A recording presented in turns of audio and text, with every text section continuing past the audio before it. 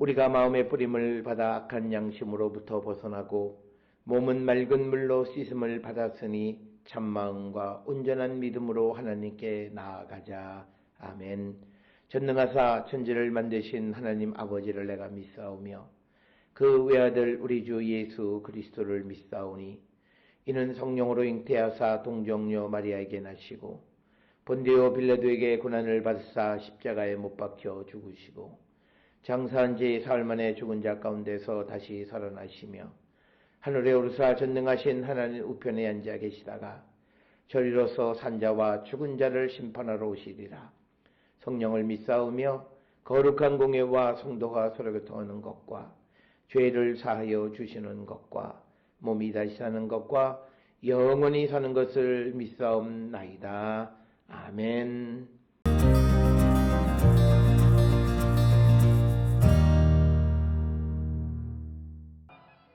27째 해 첫째 달 초하루에 여호와의 말씀이 내게 임하여 이르시되 인자야 바벨론의 느부갓네살 왕이 그의 군대로 두로를 치게 할 때에 크게 수고하여 모든 머리털이 무지러졌고 모든 어깨가 벗어졌으나 그와 군대가 그 수고한 대가를 두로에서 얻지 못하였느니라.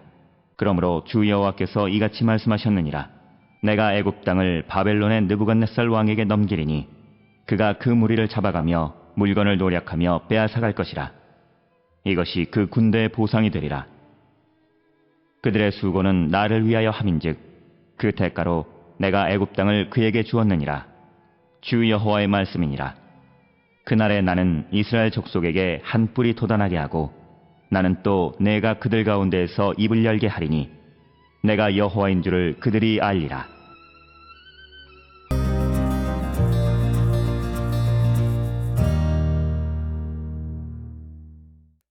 우리가 함께 읽은 에스겔 29장 17절로부터 21절의 짧은 말씀은 이제 하나님께서 애굽의 심판을 말씀하시면서 바벨론의 느부갓네살 왕이 애굽을 정복하게 될 것이다. 즉 느부갓네살을 통해서 하나님께서 애굽을 심판하실 것이다 라고 하는 말씀이 오늘 우리가 읽은 17절로부터 21절의 말씀이 되겠습니다.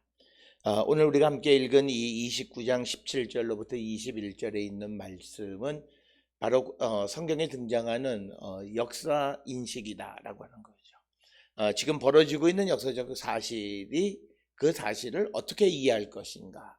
오늘 주시는 이 본문 에스겔서에서는 그 느부갓네살이 애굽을 정복하는 사건을 그냥 어떤 국제 정세 속에서 일어나는 일로만 이해하는 것이 아니라 바로 그것이 하나님의 애굽에 대한 심판이었다라고 하는 그런 역사 이해를 우리에게 제시해 주는 말씀이 되겠고, 따라서 우리가 조심스럽지만 우리에게 나타나는 모든 일들의 신학적 의미, 신앙적 의미가 무엇인가라고 하는 것을 우리는 항상 질문하고 나름대로 그 대답을 찾아가는 자들이 되어야 함을 우리에게 가르쳐 주시는 그런 말씀이 되겠습니다.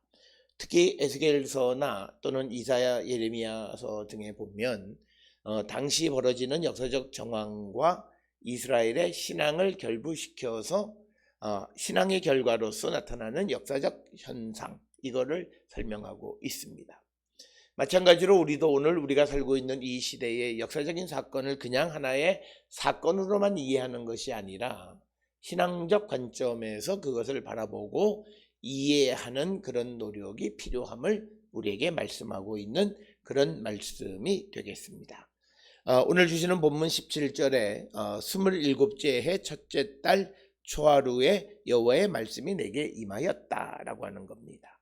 그래서 27째 해에 해당하는 것은 대략 주전 571년이고 그 해 첫째 달 초하루는 4월 26일로 우리가 확정할 수 있습니다.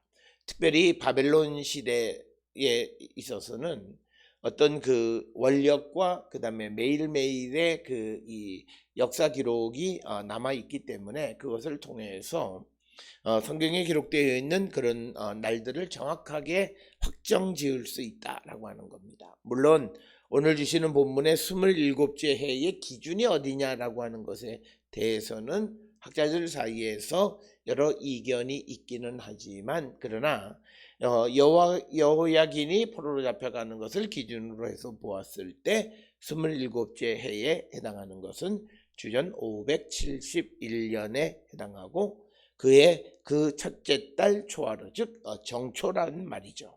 그것은 4월 26일이다. 그래서 정초에 하나님께서 에스겔에게 말씀을 주셨다라고 하는 것입니다. 18절에 인자야 바벨론의 느부갓네살 왕이 그의 군대로 두로를 치게 할 때에 크게 수고하여 모든 머리털이 무너졌고 모든 어깨가 벗어졌으나 그와 군대가 그 수고한 대가를 두로에서 얻지 못하였느니라. 그러므로 주 여호와께서 이같이 말씀하셨느니라. 내가 애굽 땅을 바벨론의 느부갓네살 왕에게 넘기리니 그가 그 무리를 잡아가며 물건을 노략하며 빼앗아 갈 것이라. 이것이 그 군대의 보상이 되리라. 오늘 주시는 18절 19절의 말씀은 결국은 하나님께서 두로를 멸망하신 것도 하나님이 바벨론의 느부갓네살 왕을 사용하셔서 두로를 치게 했지만, 그러나 하나님께서 그들에게 주는 대가로서 두로에서 그들이 얻어간 것이 그 많은 것을 얻지 못했다라고 해요. 수고한 만큼 얻지 못했다는 거죠.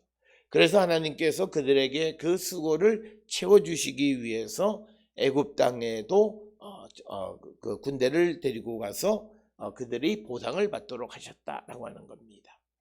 오늘 주시는 18절 19절에 있는 말씀을 통해서 보면 여호와 하나님께서 역사적 사건, 역사를 주관하시는 분이다라고 하는 것을 분명하게 말씀하시는 거죠. 그래서 두로에 대한 심판을 결정하시고 그것을 심판하기 위해서 바벨론의 느부갓네살 왕을 통해서 두로를 공격하게 하셨다. 뿐만 아니라 또 애굽에 대한 심판을 결정하시고 또 느부갓네살을 통해서 애굽을 공격하게 하셨다. 이처럼 세상에 일어나는 모든 역사적인 일들을 주관하시는 것은 하나님의 섭리와 계획 속에 있다라고 하는 것을 우리에게 보여주는 것이고, 이것은 바로 우리가 섬기는 하나님은 역사적 하나님이시다. 역사 속에서 역사하시는 하나님이시다. 어떤 관념 속에 머물러 계시는 하나님의 모습, 우리의 신앙이 그런 어떤 관념 속에만 머물러 있는 신앙이 아니라 실질적 역사 속에서 생동하는 그런 신앙임을 우리에게 보여주고, 바로 하나님이 세상의 역사를 주관하시는 분이시다. 그래서 하나님이 세상의 역사를 주관하신다라고 하는 그런 믿음의 고백이 있는 자들은 환경이 내가 원하는 대로 되든 원하지 않는 대로 되든 간에 절망하거나 낭망하지 아니하고 그 일 속에서 하나님의 뜻을 묻는 자들이 되고, 그 속에서 내가 해야 될 역할을 충실히 감당하기를 결단하는 것이 바로 역사를 주관하시는 하나님과 함께 살아가는 성도의 모습임을 우리에게 말씀하고 있습니다. 그래서 오늘 주시는 18절에 두로를 공격하는 것은 주전 573년의 일이고, 그 후 2년이 지나서 571년에 바로 애굽을 치게 하셨다라고 하는 것. 그래서 오늘 주시는 본문에 애굽에서 바벨론의 군대 느부갓네살 왕이 무리를 잡아가고 서로의 사람을 강제 이주했을 뿐만 아니라 애굽에 있는 많은 물건을 노략하고 빼앗아 갔다라고 하는 것을 기록하고, 그렇게 사람과 물자를 가져가는 것은 하나님께서 애굽의 그 바벨론의 느부갓네살 왕에게 주신 하나의 보상이었다, 이렇게 설명을 합니다. 그러면서 20절에 그들의 수고는 나를 위하여 함인즉 그 대가로 내가 애굽 땅을 그에게 주었느니라. 주 여호와의 말씀이니라. 그래서 오늘 주시는 본문의 말씀에 느부갓네살이 두로와 애굽을 공격한 것은 하나님을 위한 것, 하나님의 계획 속에서 되어진 것이다 라고 하는 것을 말씀하고, 그 대가로 20절에 애굽 땅을 그들에게 주었다라고 하는 것입니다. 그래서 이 바벨론의 군대가 애굽을 정복해서 짧은 기간 통치하게 되어졌다라고 하는 것, 이건 역시도 하나님의 계획이었다라고 하는 것을 우리에게 가르쳐주는 그런 말씀이 되겠고, 21절에 그날에 나는 이스라엘 족속에게 한 뿔이 돋아나게 하고 나는 또 내가 그들 가운데에서 입을 열게 하리니 내가 여호와인 줄을 그들이 알리라.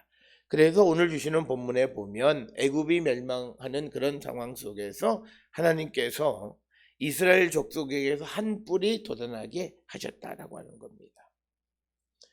그래서 하나님께서 에스겔로 하여금 입을 열게 하셨다라고 하는 겁니다. 그래서 오늘 주시는 이 역사 이해는 이제 하나님께서 느부갓네살을 하나님의 도구로 사용하시는 거예요. 그렇기 때문에 이 느부갓네살이 유다를 쳐들어왔을 때 시드기야에게 항복하라는 말씀을 예레미야를 통해서 주시는 것과 같은 맥락의 말씀입니다.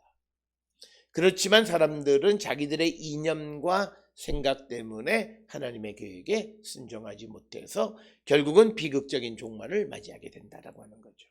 그래서 하나님의 계획 속에서 두로 그리고 애굽을 심판하셨고, 그런 주변 국가의 멸망 속에서 이스라엘 족속에게는 하나의 뿌리가 나게 하셨다라고 하는 것입니다.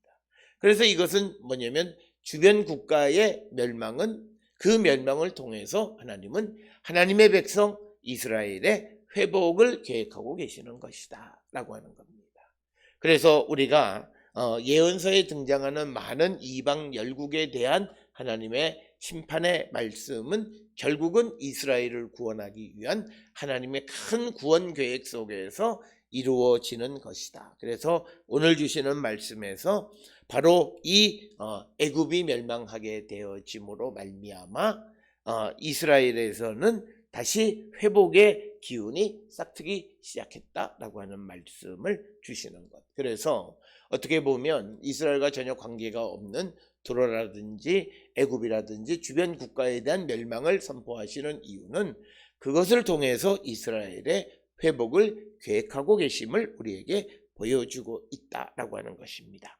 오늘 우리가 함께 읽은 에스겔 29장 17절로부터 21절을 통해서 여호와 하나님은 온 세상의 왕이시고 온 세상을 구원하시는 분이심을, 역사의 주인이심을 우리에게 분명히 보여주고 있고, 우리는 이 역사의 주인이신 여호와 하나님을 섬기는 자로서 그분이 하시는 모든 일들에 순종하는 삶을 사는 거룩한 성도들이 다 될 수 있기를 주의 이름으로 축원합니다. 기도하시겠습니다. 사랑과 은혜가 충만하신 아버지 하나님, 우리가 이 땅을 살아갈 때에 하나님의 계획에 순종하는 삶을 사는 거룩한 백성이 되게 인도하여 주시옵소서. 우리의 생각과 우리의 계획대로 되어지지 않는다 해서 하나님에게 순종하지 못하는 어리석은 백성 되지 않게 인도하여 주시옵소서. 예수님의 이름으로 기도드렸습니다. 아멘.